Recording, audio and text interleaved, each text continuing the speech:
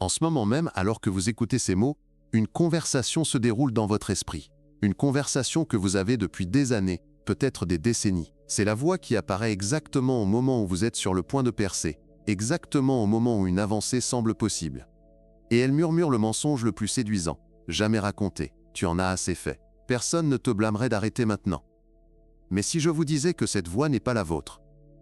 Et si cette voix était le plus grand ennemi que vous ayez jamais affronté, et qu'elle vous volait votre vie un choix confortable à la fois? Napoléon Hill a passé 25 ans à étudier l'esprit des personnes les plus prospères qui aient jamais vécu, et il a découvert quelque chose qui changera tout ce que vous croyez sur la lutte. Quelque chose de si puissant qu'une fois que vous l'aurez compris, vous ne pourrez plus jamais redevenir ordinaire. Et ce quelque chose commence par la reconnaissance de la force invisible, qui sabote vos rêves depuis le jour de votre naissance. La plupart des gens pensent que leur plus grand ennemi est l'échec. Ils pensent que c'est le rejet, les revers ou la malchance. Mais ils ont tort. Complètement tort. L'ennemi n'est pas ce qui vous arrive. L'ennemi est ce qui se passe à l'intérieur de vous quand les choses deviennent difficiles. C'est la force qui vous convainc que la lutte signifie que vous êtes sur la mauvaise voie. La force qui vous fait croire que le confort est la sécurité, alors que le confort est en réalité la mort lente de tout ce que vous pourriez devenir. Cet ennemi est si sophistiqué, si rusé, qu'il se déguise en sagesse. Il se présente comme la voix de la raison. Il ressemble à votre ami, votre protecteur, votre guide. Mais il n'est rien de tout cela. C'est le gardien de vos limitations, et son seul travail est de vous maintenir exactement là où vous êtes. Cet ennemi invisible a un nom. Napoléon Hill l'appelait le rythme hypnotique de la pensée, mais je vais l'appeler ce qu'il est vraiment, l'addiction au confort. Et comme toute addiction, vous ne réalisez même pas que vous êtes accro jusqu'à ce qu'il soit trop tard. Vous voyez, votre esprit est câblé avec un ancien système de survie qui a été conçu pour vous maintenir en vie dans un monde de danger physique. Mais ce même système, dans le monde d'aujourd'hui, devient la chose même qui tue votre potentiel. Chaque fois que vous choisissez la voie facile, chaque fois que vous évitez l'inconfort, chaque fois que vous vous contentez d'un assez bien, vous nourrissez cette addiction. Et comme toute drogue, elle nécessite des doses de plus en plus fortes pour vous satisfaire. L'emploi confortable devient la prison. La routine prévisible devient l'étouffement lent de votre âme. Et la partie la plus terrifiante. Vous commencez à le défendre. Vous commencez à le rationaliser. Vous commencez à croire que la médiocrité est la maturité, que se contenter de peu est la sagesse, qu'abandonner vos rêves est simplement être réaliste. Mais voici ce que la recherche ne vous dit pas sur cette addiction. Voici ce qui sépare ceux qui se libèrent de ceux qui restent piégés à jamais. Votre cerveau ne cherche pas seulement le confort, il sabote activement votre croissance. Les scientifiques ont découvert que votre système nerveux a ce qu'ils appellent un point de consigne pour le succès, pour le défi, pour la quantité de pression que vous pouvez supporter. Et lorsque vous essayez de dépasser ce point de consigne, lorsque vous essayez de grandir au-delà de votre identité actuelle, vos propres mécanismes de survie se retournent contre vous. Votre cerveau libère des hormones de stress. Votre corps crée des tensions. Vos pensées s'obscurcissent de doutes. Non pas parce que vous êtes faible, mais parce que votre biologie est littéralement conçue pour vous ramener à ce qui vous semble familier. C'est pourquoi la volonté échoue. C'est pourquoi la motivation s'estompe. C'est pourquoi les bonnes intentions s'effondrent sous la pression. Vous ne combattez pas des circonstances extérieures. Vous combattez des millions d'années de programmation évolutionnaire qui vous disent de vous replier en sécurité. Mais Napoléon Hill a découvert quelque chose qui change toute cette équation. Il a découvert que l'esprit humain a un interrupteur de neutralisation, un moyen de reprogrammer cet ancien système et de le transformer en votre plus grand allié au lieu de votre plus grand ennemi. Mais avant de révéler cet interrupteur, vous devez comprendre quelque chose qui va vous choquer. La pression que vous ressentez en ce moment, la difficulté qui vous a amené à cet instant, ce n'est pas aléatoire. Ce n'est pas de la malchance. Ce n'est pas une punition de l'univers. Selon les recherches de Hill, la pression suit un schéma précis, un protocole en 3 étapes que toute personne ayant accompli quelque chose de significatif doit traverser. Et l'étape dans laquelle vous vous trouvez en ce moment déterminera si vous rejoignez les rangs de l'extraordinaire ou si vous restez piégé dans la prison de l'ordinaire. La première étape est ce que Hill appelait l'éveil. C'est le moment où vous reconnaissez pour la première fois que votre vie actuelle ne suffit pas. Quand le confortable devient inconfortable. Quand le sûr se sent étouffant. Quand vous commencez à entendre une voix à l'intérieur de vous qui dit « il doit y avoir plus que ça », la plupart des gens pensent que c'est un problème. Ils pensent qu'il y a quelque chose qui ne va pas chez eux parce qu'ils se sentent agités, parce qu'ils veulent plus, parce qu'ils sont insatisfaits de ce qui les satisfaisait auparavant. Mais il a découvert que cette agitation n'est pas un bug dans votre système, c'est une fonctionnalité. C'est votre potentiel qui essaie de se réveiller. C'est votre vrai moi qui frappe à la porte de votre conscience, exigeant de naître. La deuxième étape est ce qu'il appelait la résistance. C'est le moment où vous commencez à agir sur cet éveil, et soudain, tout semble mal tourner. Les obstacles se multiplient. Les défis s'intensifient. Les voix du doute se font plus fortes. Les gens autour de vous commencent à remettre en question vos choix. L'argent se fait rare. Les relations se tendent.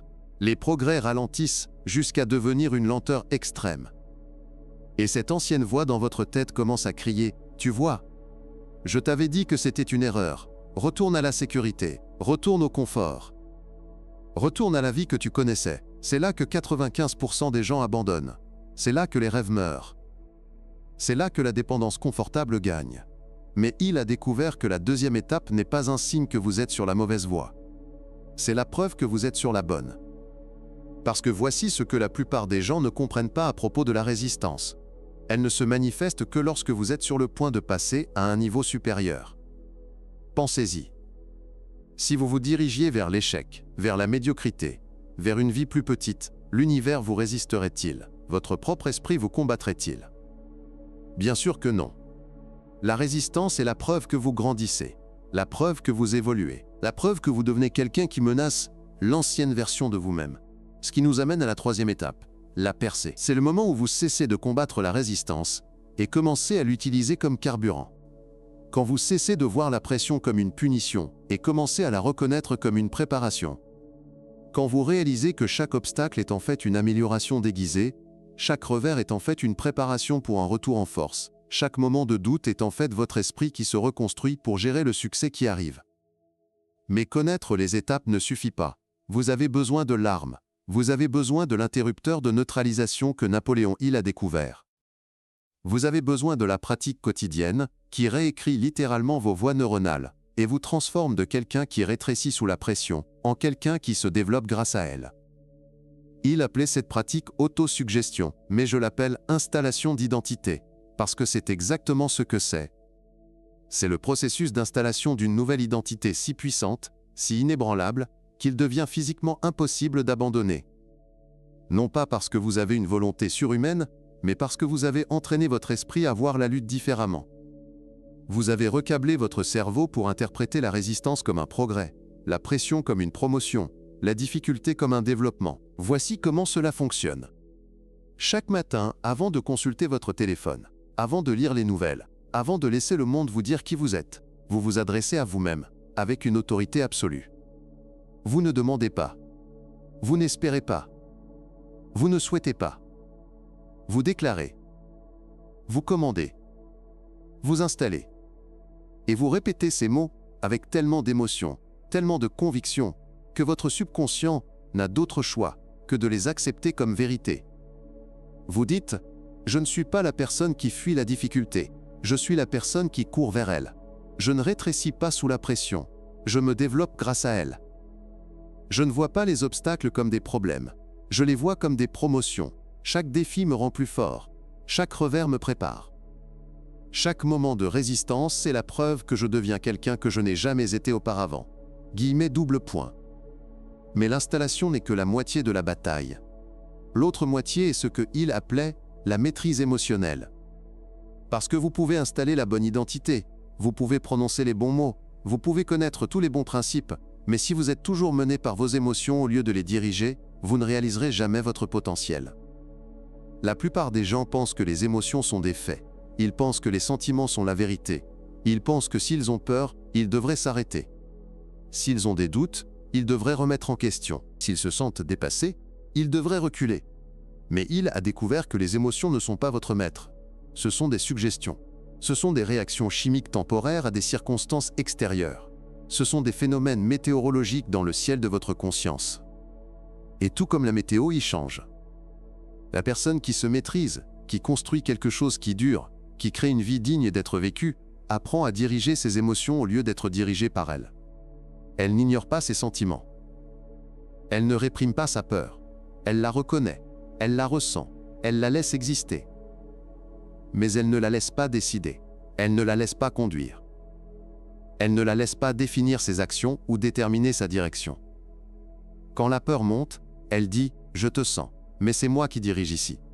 Quand le doute chuchote, elle dit « Je t'entends, mais j'ai déjà décidé ». Quand le sentiment d'être dépassé essaie de prendre le contrôle, elle dit « Tu n'es qu'un sentiment, et les sentiments sont temporaires. Mais ma mission est permanente. » Il ne s'agit pas de devenir sans émotion. Il s'agit de devenir émotionnellement intelligent. Il s'agit de reconnaître que vous n'êtes pas vos émotions. Vous êtes l'observateur de vos émotions. Vous êtes le capitaine de votre navire, et les émotions sont simplement des passagers pour le voyage. Mais il y a une étape de plus. L'étape la plus dangereuse, l'étape qui sépare ceux qui parlent de transformation de ceux qui la vivent, l'étape qui transforme la possibilité en inévitabilité. Et cela commence par la compréhension de quelque chose qui changera à jamais votre façon de voir l'engagement. La plupart des gens se sabotent non pas par l'action, mais par l'hésitation. Non pas par l'échec, mais en gardant trop d'options ouvertes. Ils veulent se transformer, mais ils veulent aussi garder un filet de sécurité. Ils veulent grandir, mais ils veulent aussi garder une voie d'évacuation. Ils veulent devenir extraordinaires, mais ils veulent aussi avoir un endroit où se retirer si les choses deviennent difficiles. Mais voici ce que Napoléon Hill a découvert qui change tout en matière d'engagement. Il a constaté que l'esprit humain ne peut pas s'engager pleinement dans quelque chose, tout en planifiant simultanément son échec. Votre subconscient est comme un missile à guidage thermique. Il se dirigera toujours vers la cible à laquelle vous donnez le plus d'énergie émotionnelle.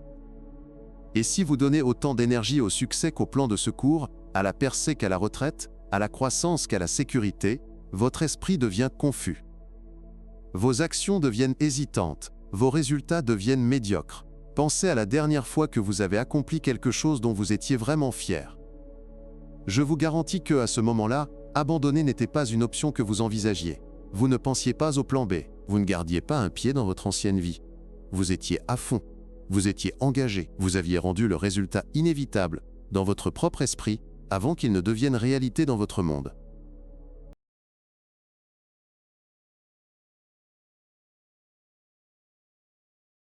Possibilité d'abandonner. Pas dans le monde, mais dans leur propre esprit. Ils font le choix de réussir de manière si définitive, si complète, si chargée émotionnellement, que la retraite devient impossible à envisager. Cela ne signifie pas être imprudent, cela ne signifie pas ignorer la sagesse ou abandonner la stratégie. Cela signifie prendre une décision si puissante que votre esprit n'a d'autre choix que de trouver un moyen de la faire fonctionner. Lorsque vous supprimez les voies d'évacuation mentale, lorsque vous brûlez les ponts psychologiques vers votre ancienne vie, quelque chose de magique se produit. Votre créativité explose. Votre ingéniosité se multiplie. Votre détermination devient inébranlable. Parce que voici ce que la plupart des gens ne comprennent pas de l'esprit humain. Il trouvera toujours ce qu'il cherche. Si vous cherchez des raisons d'abandonner, vous les trouverez partout. Si vous cherchez des preuves que c'est trop difficile, vous les découvrirez dans chaque revers. Si vous cherchez des excuses pour battre en retraite, elles apparaîtront dans chaque défi. Mais si vous supprimez ces options de votre menu mental, si vous entraînez votre esprit à ne chercher que des solutions, à ne rechercher que des opportunités, à ne chercher que des moyens d'avancer, c'est exactement ce que vous trouverez. Laissez-moi vous donner quelque chose de pratique dès maintenant. Quelque chose que vous pouvez utiliser aujourd'hui. La prochaine fois que vous ferez face à un défi, la prochaine fois que la pression montera, la prochaine fois que cette voix chuchotera, peut-être devriez-vous abandonner. Je veux que vous fassiez ceci. Posez-vous une simple question. Que ferait la personne que je deviens en ce moment ? Pas la personne que vous avez été. Pas la personne que vous êtes aujourd'hui. La personne que vous êtes en train de devenir. La version la plus forte, la plus confiante, la plus imparable de vous-même. Et puis faites cette chose. Même si cela vous effraie.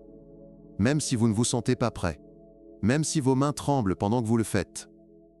Parce que c'est ainsi que vous entraînez votre système nerveux. C'est ainsi que vous installez de nouveaux schémas. C'est ainsi que vous devenez la personne qui ne se contente pas de survivre à la pression, mais qui prospère grâce à elle. Mais voici où la plupart des gens se trompent. Ils pensent que la transformation est une question d'un grand moment, d'une décision massive, d'un changement radical. Mais ce n'est pas ainsi que fonctionne la véritable transformation. La véritable transformation se produit dans les petits moments, dans les choix quotidiens, dans les décisions apparemment insignifiantes qui s'accumulent avec le temps et créent un élan imparable. C'est le choix de se lever quand votre réveil sonne, au lieu de le reporter. C'est le choix de faire le travail quand vous n'en avez pas envie. C'est le choix de parler avec autorité quand le doute essaye de chuchoter. C'est le choix d'agir quand la peur hurle pour un délai. Ces moments ne semblent pas dramatiques. Ils ne semblent pas changer la vie, mais ils le sont. Parce qu'à chaque fois que vous choisissez la croissance plutôt que le confort, la force plutôt que la sécurité, l'action plutôt que l'hésitation, vous votez pour la personne que vous devenez.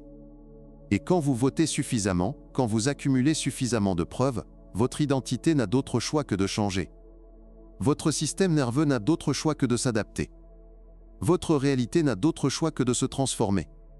Napoléon Hill appelait cela l'effet cumulé des petites décisions.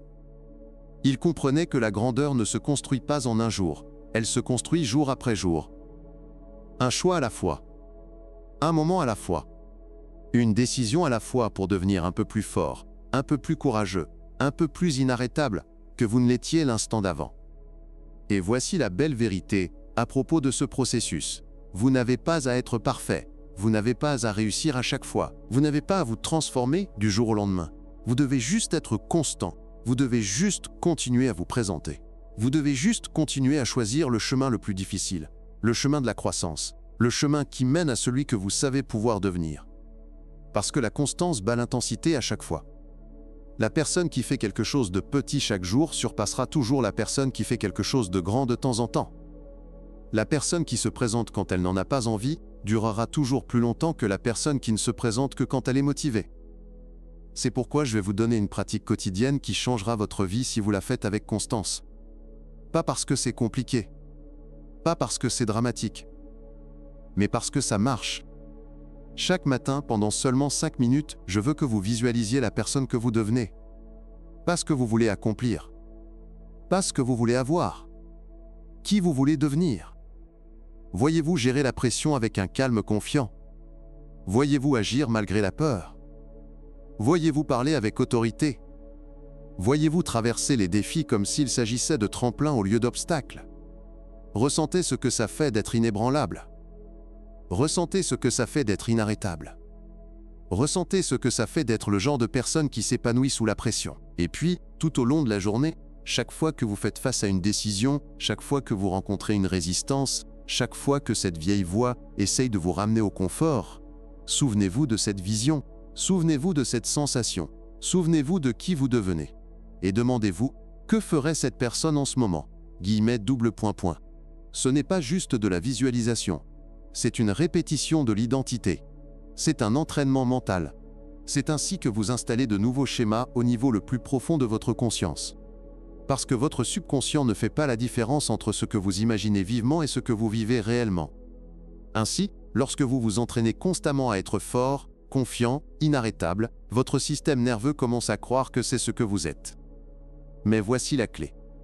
Vous devez faire cela avec émotion, vous devez le ressentir. Vous devez le rendre réel dans votre esprit, avant qu'il ne devienne réel dans votre monde. L'émotion est le langage du subconscient. C'est ce qui fait la différence entre la compréhension intellectuelle et la transformation profonde. Et c'est là que les neurosciences deviennent votre plus grand allié. Les récentes découvertes sur votre cerveau changeront votre façon d'aborder chaque défi pour le reste de votre vie. Les scientifiques ont découvert que lorsque vous combinez une imagerie mentale vive avec une forte émotion, vous recablez littéralement vos voies neuronales. Vous créez de nouvelles connexions. Vous renforcez de nouveaux schémas. Vous construisez de nouvelles autoroutes dans votre cerveau qui mènent directement à la personne que vous devenez. Ce processus s'appelle la neuroplasticité, et cela signifie que votre cerveau est bien plus malléable que quiconque ne l'ait jamais imaginé.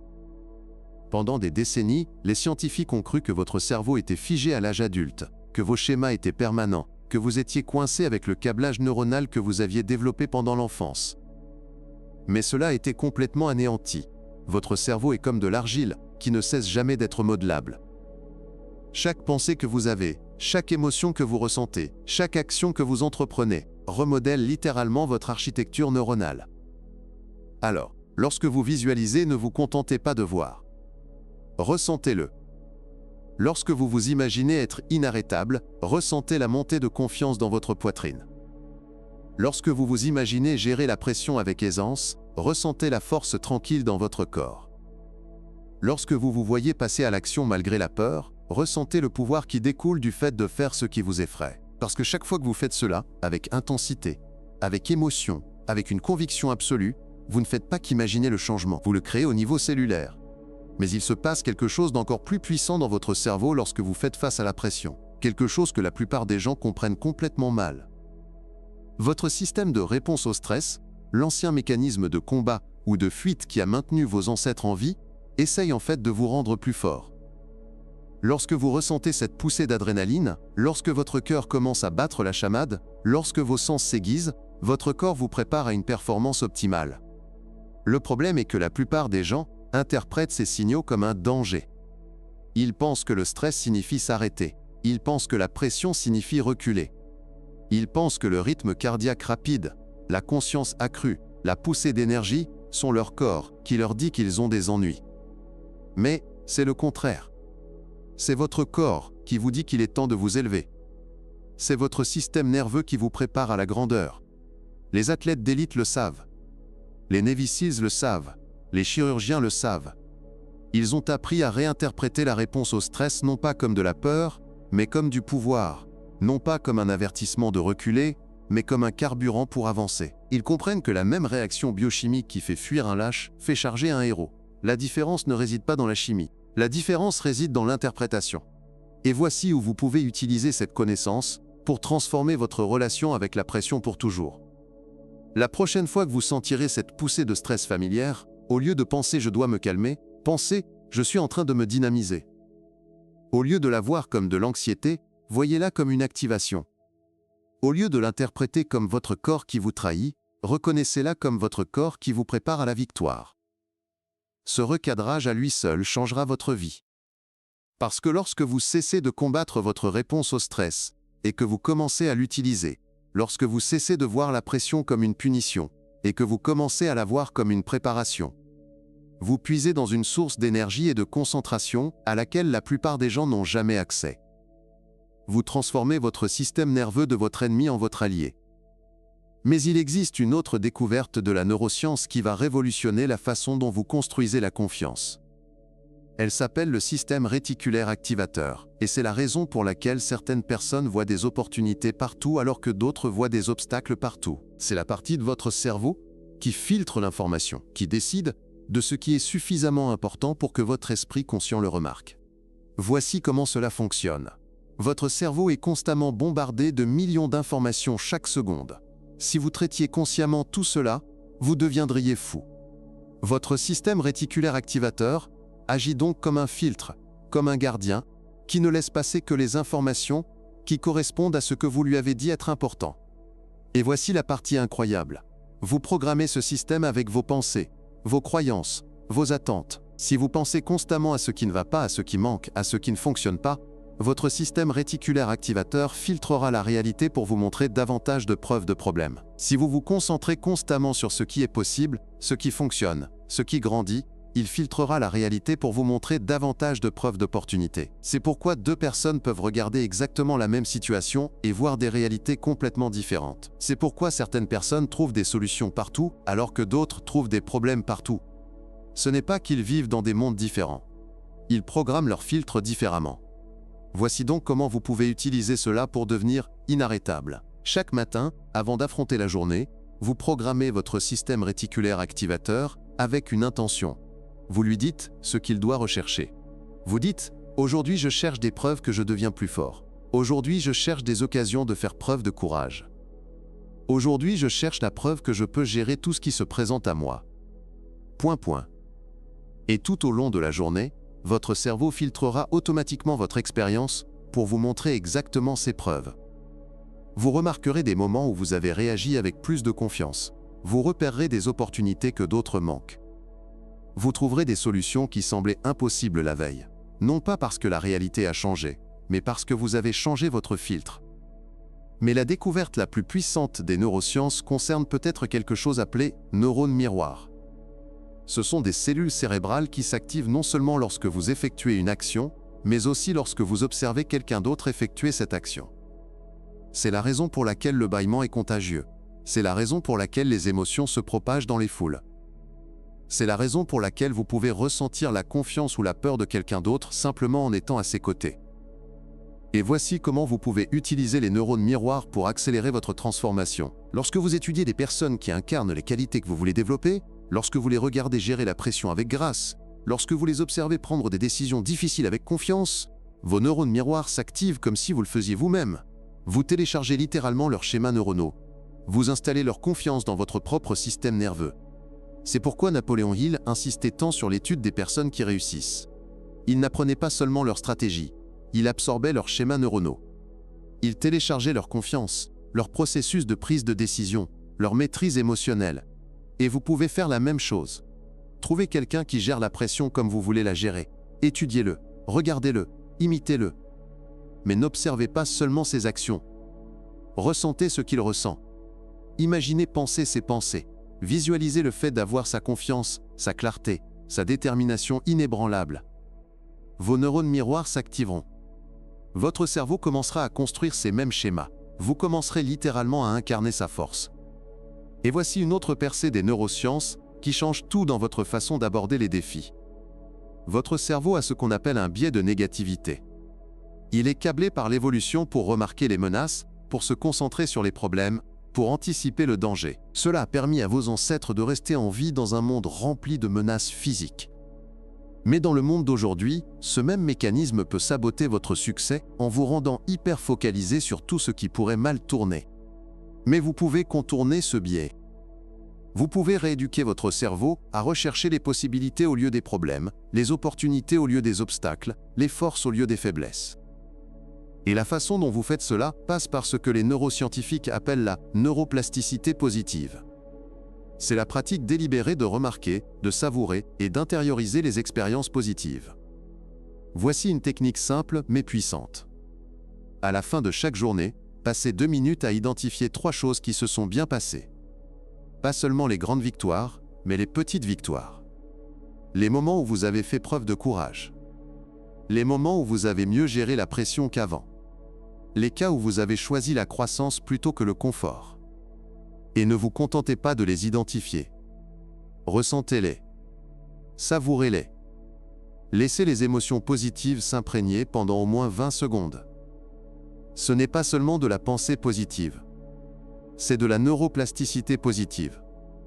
Vous êtes littéralement en train de recabler votre cerveau pour qu'il se tourne par défaut vers la force au lieu de la faiblesse, la possibilité au lieu de la limitation, la confiance au lieu du doute. Vous entraînez votre système nerveux à rechercher des preuves de votre croissance au lieu de preuves de vos problèmes.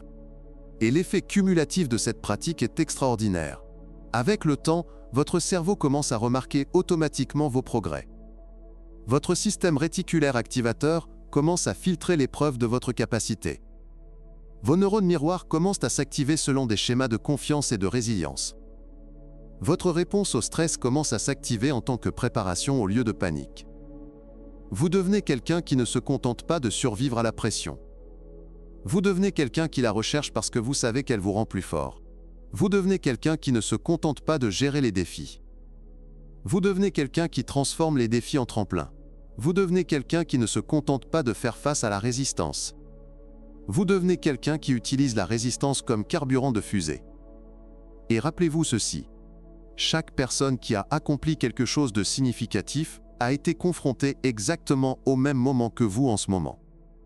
Elle a ressenti le même doute. Elle a entendu la même voix lui disant d'abandonner. Elle a ressenti la même pression, la même résistance, la même tentation de se replier sur la sécurité. La seule différence entre elle et les personnes qui ont abandonné est qu'elle n'a pas laissé ce moment la définir.